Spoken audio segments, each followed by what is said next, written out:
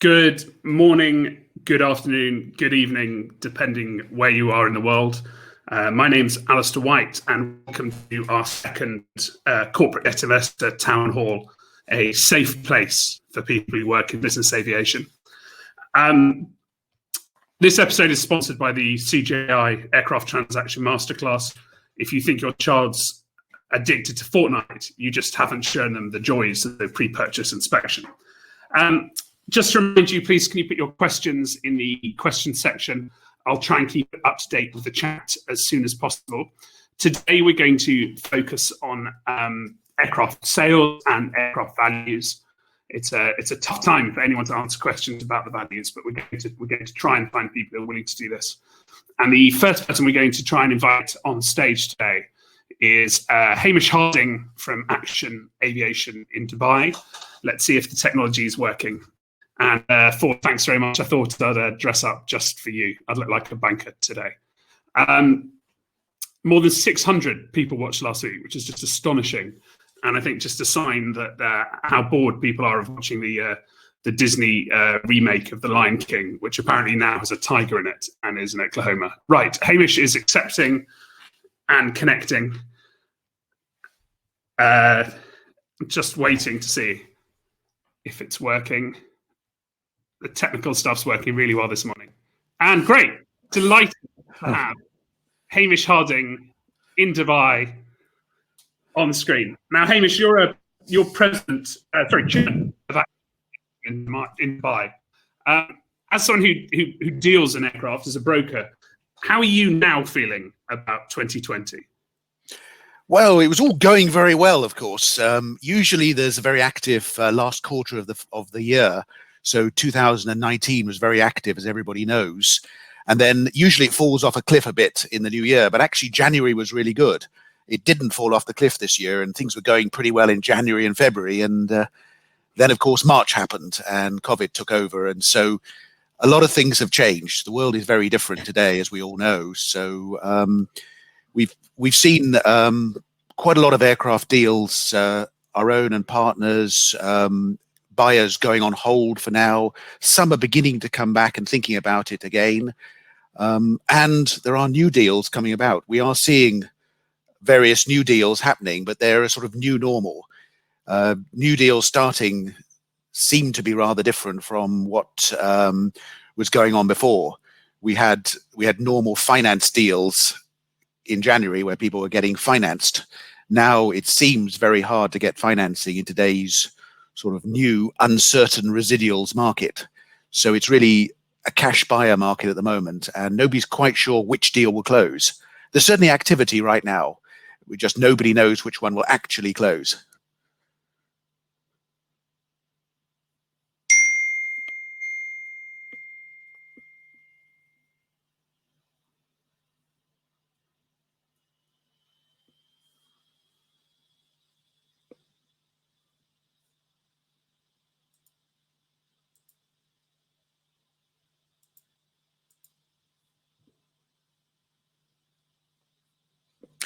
Not sure if I'm still broadcasting, but I'm not hearing anything else from you, Alistair. Okay. Looks like I'm running the show now.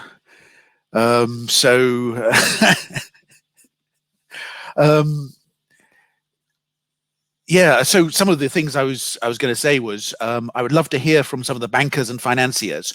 I think they're all putting a brave face on this and saying, oh yeah, we're still in business, no problem, we're still looking at deals.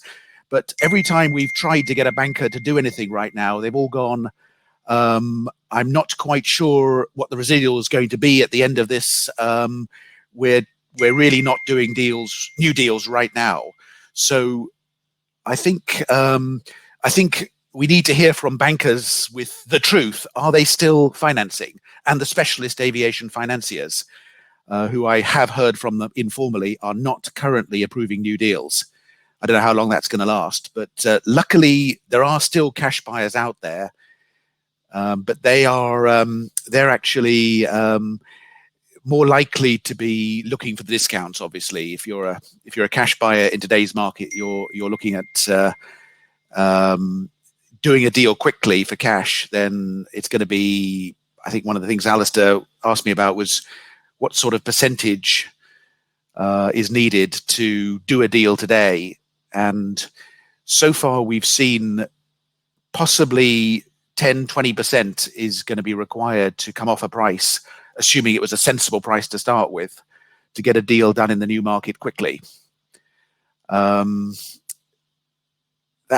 obviously pretty painful. So some sellers we're seeing are actually putting their aircraft kind of on soft sell. They're not actually selling. Only the ones who really need to get an aircraft gone seem to be actually doing the special deals at the moment. But there are a few out there. We've come across G650s at very good prices, Global 6000s, 7X, and that kind of thing, where there are deals to be done if you're a cash buyer, and there may not be deals like that in 6 months' time. So it's one of those things. It's going to be a balancing act with people's confidence gradually coming back as stock markets and countries open up. And the deals may not be there, but at the moment deals are there, and I suspect they'll still be there for a few more weeks.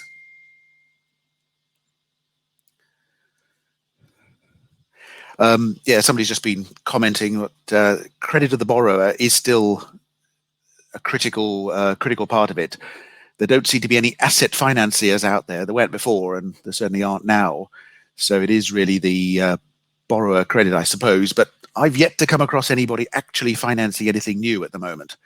But I may be wrong if they're big enough and strong enough. But we do a lot of business in Asia and Middle East and Europe, Africa, and things. And we have strong players, but they're not the sort of Fortune 500 type that are so easily financed in the US.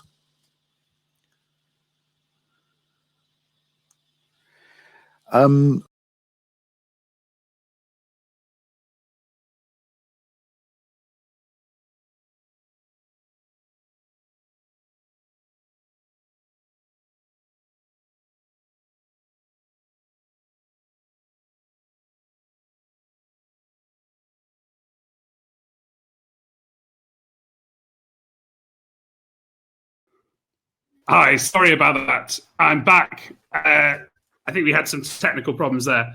I'm hoping you can all hear me. Thanks, Andy. I've not changed.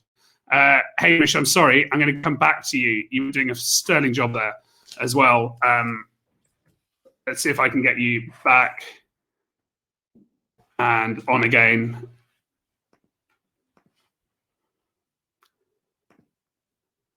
Okay, Hamish, sorry about that.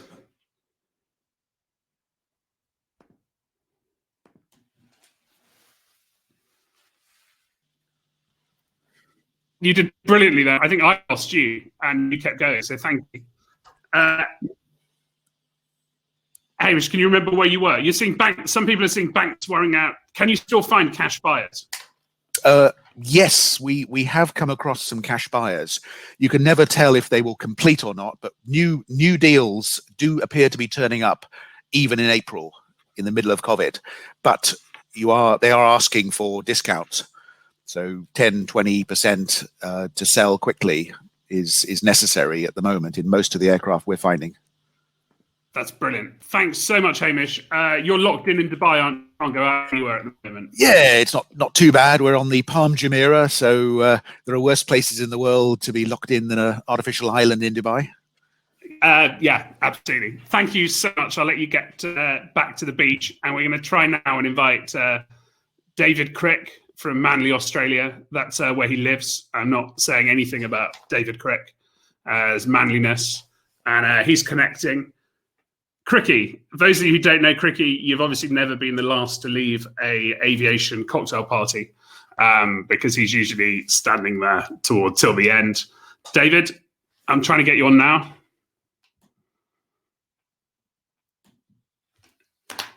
Okay, he's connecting from Manly, Australia.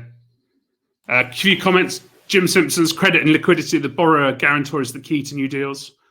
Aoife's asked a great question about logistics of getting deals done. Mr. Crick, how are you? Great, going really well. Okay, we've got lots of questions from the audience, but I'm going to go to you one first. Here's a nice question from Julian Meaden.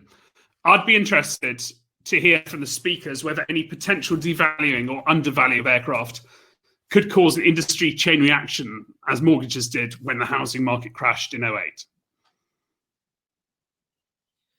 Yeah, it can. I guess one of the things that we doing is to provide current day values, and I guess that's the thing that's very difficult to do in these times. We're valuing on the basis of what we know now, not what we know in the future. And I guess a today value is going to be different to a future value. So if we were looking at things from the perspective of buying inventory or putting a future value on something, we'd be a lot more nervous than putting a value on something today that is based on what's going on at the moment. Because even though we've seen a significant decline in the number of transactions, there's very limited data or data available that talks about the actual prices that assets are transacting at. So it's very difficult to say that there's been an actual decline in values when we haven't seen them, even though we may have seen a decline in the number of different transactions. And it's a little bit like the wind. You can't necessarily see the wind, but you can see the effect of it. And I think we'd be in absolute madness to actually think that it's not going to have an impact on values. But at this point, it's difficult to see that impact. That's like philosophy there. It's like the wind. So it's just too early to say. If you valued my jet on New Year's Eve, and I asked you to value it now, what would you tell me? Looking at actual physical sales evidence, it's a little difficult to know the actual answer. But we, for example, had some long-range intercontinental jets that we had to value last week, and there's a couple of factors that we look at. One is transaction prices of what has transacted recently, and there's no really large published difference about different transaction amounts. But what we do look at is, as other indicators, the amount of inventory that's available for sale. And in some of these long-range, large cabin jets, inventory has shot up quite significantly by, double digits in the last month. So that is another indicator that says we need to look out for not only the transaction prices, but the available inventory and what potential purchasers have available, which in natural sort of process leads to lower values. We're hearing of brokers that are indicating that they will give 10, 15, 20% discount just to have people, step up and sign some LOIs. There's a question from Rich Newton. Weren't the recent prices reflecting a price agreed a month ago? Is everything just out of date now? Sure, but that may be a case, but the reality is, okay, in this last couple of weeks. Okay, that's brilliant. David, I think we're all impressed that you're up in Australia past midnight. Final question. Thank you. How quickly in 2009 did people have a handle on values? How quickly? Debt? Yeah. I think that one of the things that needs to occur is some sort of stability. And what we have at the moment is global instability that's declaring its instability on an hourly or daily basis. And once you get a slowing down of that instability and find some stability, then the markets start to come back. So in realistic terms, it may take a month, it may take 3 months. It really depends on how quickly we get some stability. Brilliant. Thanks so much, David. We really appreciate it. We'll let you go to bed now. Well, no, I'll stay. So I like there's one comment from Mike Carman that you look more professional on the screen than in person. He's probably right. It's nice of Mike. I always thought he was a nice person. Okay, thanks so much, Cricky. Appreciate it. Thank you. See you soon. Bye. Bye. Okay, let's talk about brokers. We've heard comments about people calling brokers. Let's now fly across the ocean to the Pacific, to Boulder, Colorado, where hopefully Jay Mesinger is about to join us. Jay needs no introduction, President and CEO of Mesinger Jet Sales. And he's been writing quite a lot on AIN. Jay, what are you saying to the people whose aircraft you're selling at the moment? You know, you broke up, Al. Could you repeat the question, please? Sure. What are you saying to the people you are selling aircraft for at the moment? Well, I think I'm trying to be a word of caution, and that caution is that as the prior two guests have said, we just don't know right now what prices are going to be, and to be irresponsible about predicting today what a depreciable new value might be, I think could be just that. We need to be very careful as we approach this market and be gentle with the market. We have to be realistic with the market, and it doesn't mean that things aren't going to change, but we must be able to help and guide and provide leadership to sellers who are anxious to try to decide what to do, and to buyers, frankly. And I think that, one of the things I heard Hamish say when he was talking about cash buyers, I'm seeing some come in and at least say they've got cash, but they're making 4 and 5 offers at a time. They're just peppering the marketplace with low offers to see if something sticks. And frankly, in this kind of a transitionary period for sellers need to know that if they're going to consider a discount, they want to consider it with a buyer who will really come in and will really act responsibly as a buyer.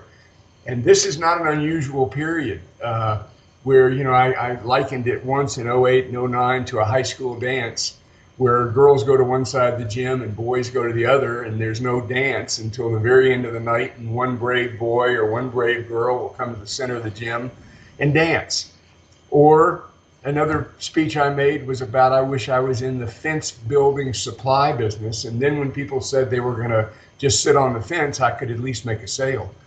But right now, we need to be very, very careful. I do think that there will be an effect on price, and I think that's a function of demand.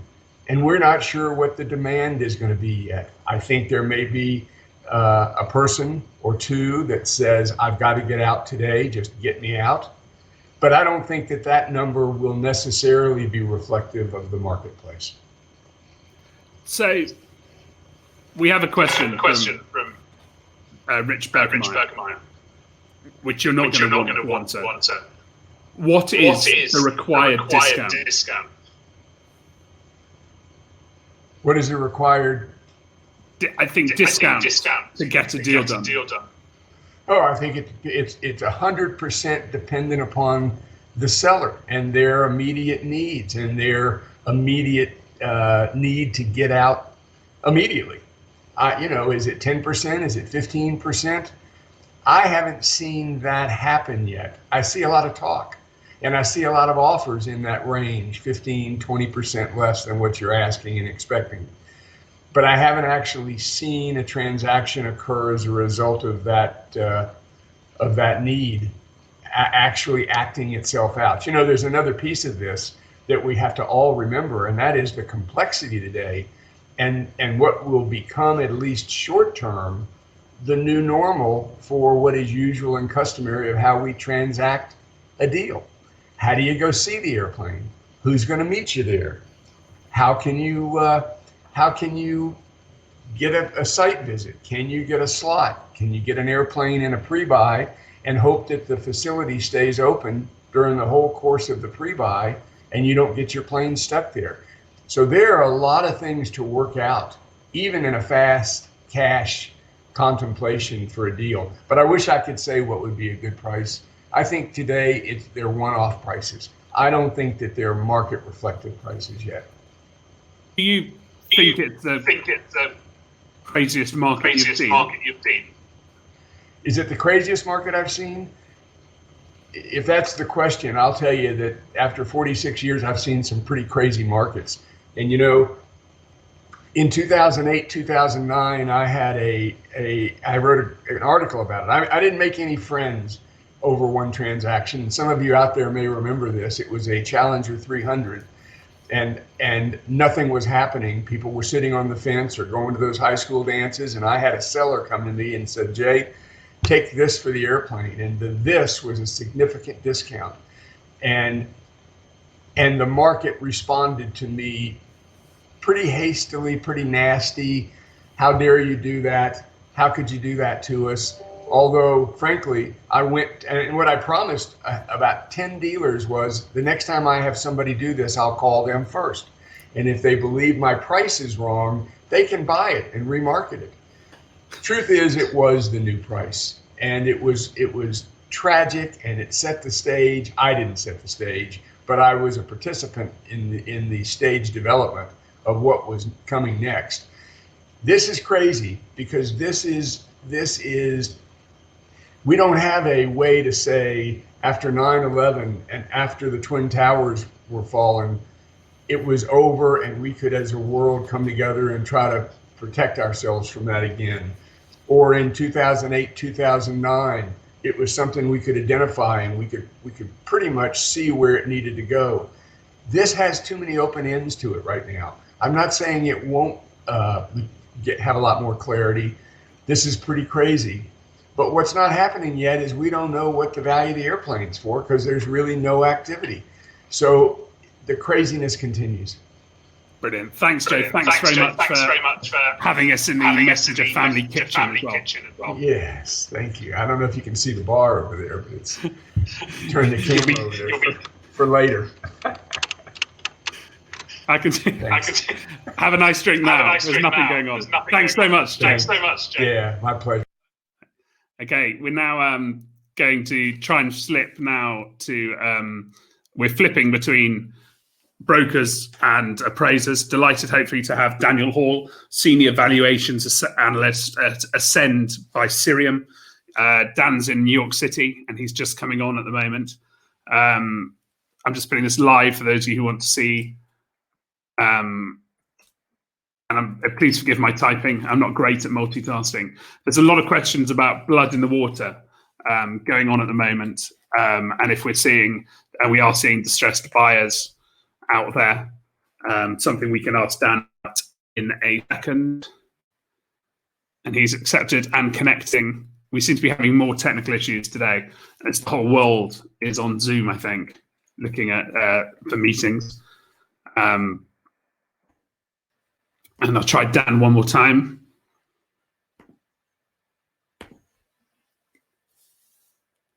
Okay. If we can't get Dan, Dan, here we go. Brilliant. How are you? Hey, morning, Al. Morning from Brooklyn. Good, thanks. How are you? Very well. I said New York City. I made you look posher. It's okay. How would you describe the market now? Yeah, I mean, already some great points so far today. So from a transaction standpoint, where we're seeing the market today, it's essentially in pause mode. This year, we expect new orders and deliveries to be down, including deferrals as well. Secondhand sales activity, as Jay said, it's probably going to be quite sort of frozen for a period of time until there resumes some level of certainty, particularly in global markets. What this means for values as well is possible degradation in new pricing. That's what we'll be looking for. I think that really depends on the OEM's ability to weather a downturn. Of course, supply will be reduced as production is paused in many of the production facilities. But as David Crick said, we're currently working with a lack of data right now, showing the real life changes in the market. So in the second-hand markets, one of the first indicators as like a precursor will be a change in the inventory for sale levels. As of today, this hasn't really happened with the core types. Some models are up, but we noticed actually the inventories increased before coronavirus, so it's not specific to what's going on today. But we do know that inventory is a crucial indicator, because when these levels have changed, that's where we've seen changes in value. In 2017-18, inventory went down and we saw values stabilize or even go up in some cases. But then, as Jay just said, what does it mean anyway if there's no transaction activity? So as an appraiser, we have to be really careful. We need to look for those sale data points, and we actually need to see the market changing. And I personally don't see activity really returning until we have some sort of level of economic certainty, because that's what the business jet market is fundamentally driven by.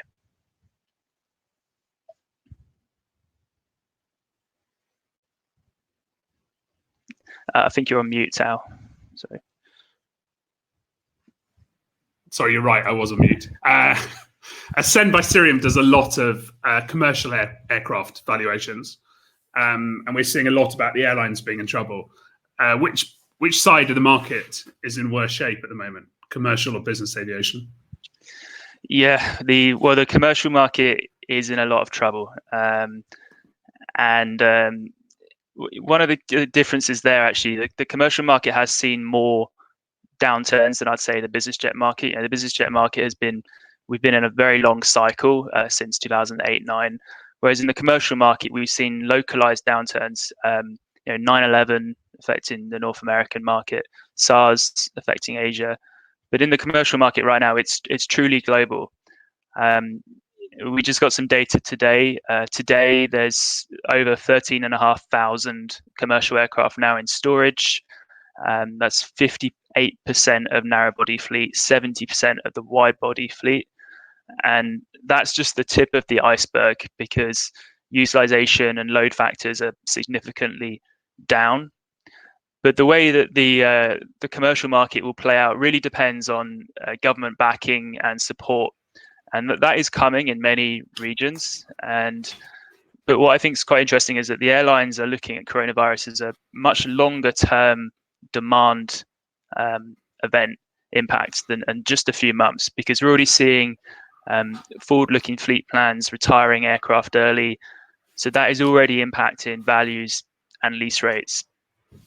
And I think one difference between commercial and biz is that commercial is probably better structurally equipped to return once global travel demand is back than BizAv is.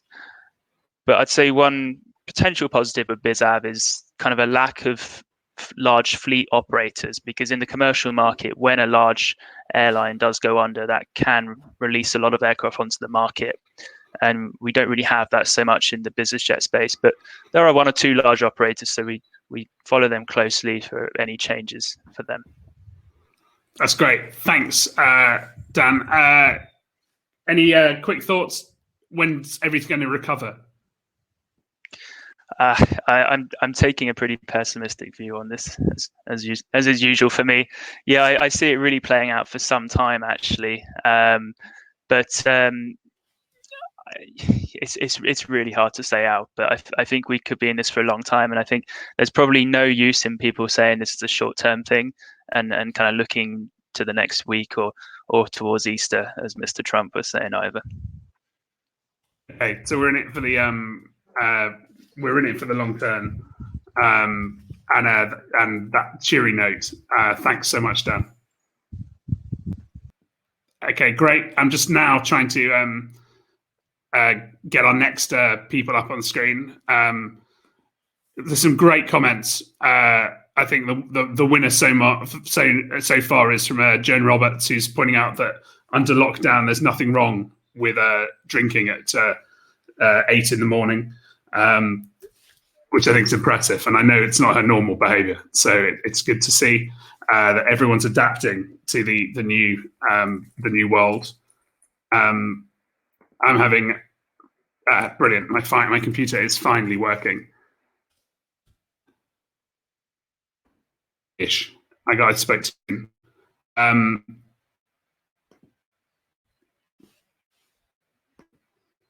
think maybe we've just got so many people on 350 watching at the moment, which is great until everything goes wrong.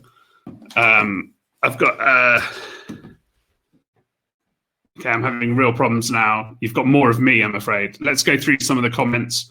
Andy Hudson, Singapore have announced today that the emergency measures introduced this week will be in place for 6 months. I thought it was actually up to 6 months was what they were going for at the moment. My software is completely failing me out now. Thanks. I'm trying to get the kids to cycle faster. Everyone in our house is actually banned from using the internet at the moment. But this is what happens when you live in a rural area. Right, sorry, it's finally working again. Got lots of questions. There's one from Doug Gollan about what's the options for short-term leases. That's something we're going to be covering next week. Again, I'm going to try and invite on screen Brad Harris from Brad needs no introduction. Brad from Dallas Jet in Dallas, if we can get him on board. And it's having an error loading people online at the moment. I should never have let Dan go. I should have made him stay on longer.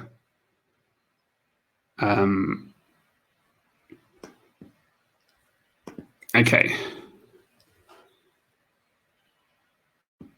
Hopefully we will soon get Brad Harris or anyone else who wants to come on. Please raise your hand.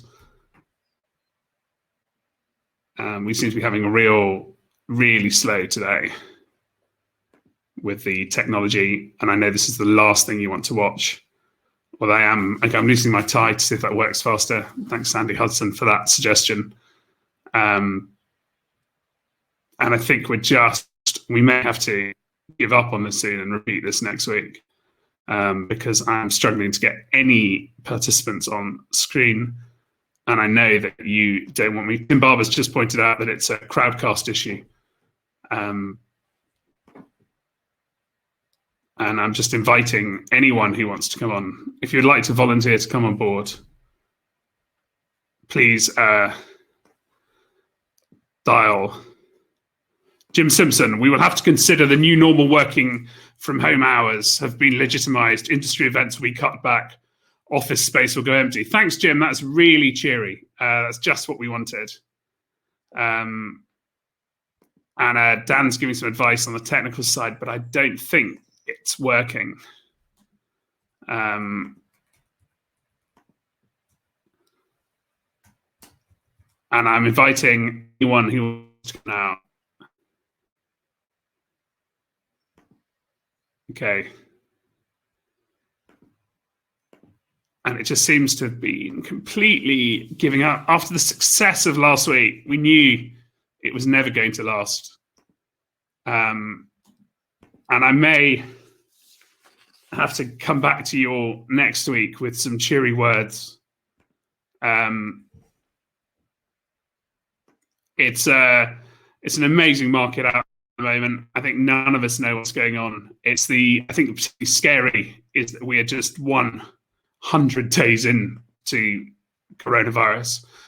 The Chinese only recognized it on the New Year's Eve. It was only first recognized and loaded. And we're 100 days in. I think we're 34 minutes into this cast and we may give up as we can't add anyone else. Let me just go through the questions. Do you think there'll be early retirements or aircraft which will not survive? I have no idea. I'm going to go for early retirements. We had lots of brokers who were going to talk about how to strike a deal and handle the practicalities of a purchase at this time. It is clearly extremely difficult. And I know that we've got some great comments here. Jason Calloway, further to that, legal documentations, contracts, escrow registration. John Farish at Jetaviva in the US has said they are still able to accomplish these tasks. It just takes coordination and planning. The FAA registry in Oklahoma is still open. Escrow agents open, albeit working from home, and the contracting process is still able to hum along. I think it's actually amazing how many Oklahoma escrow agencies and law firms seem to have been recognized as key places for work. Okay, I'm going to try now. Again, I've given the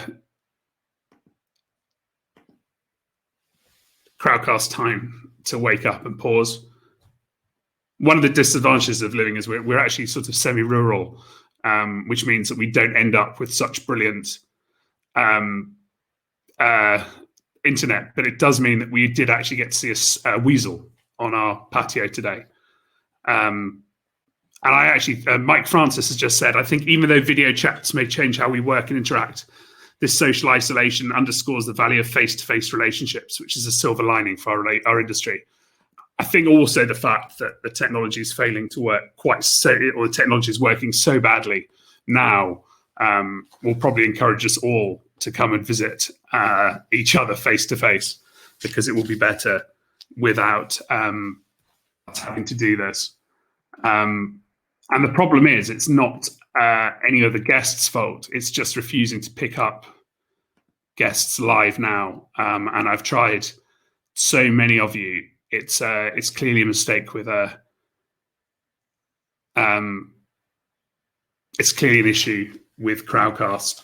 What we'll do, I think, is we'll try and repeat this one next week. We'll push Charter back a week, and hopefully we'll get to do a whole hour.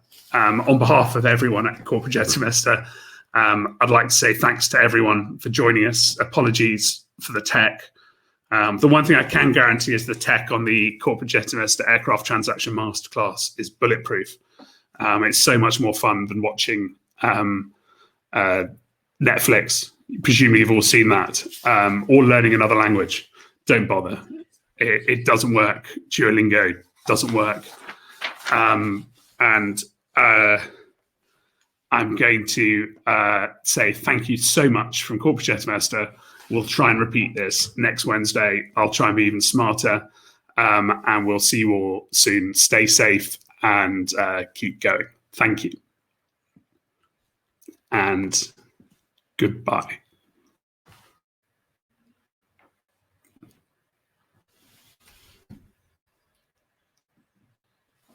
And we're still trying to close off, and I think I'm still failing on that now.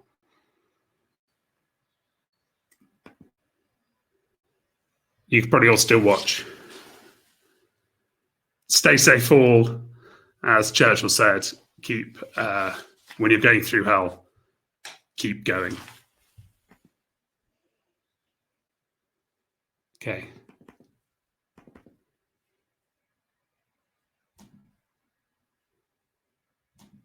And I can't even close it off now.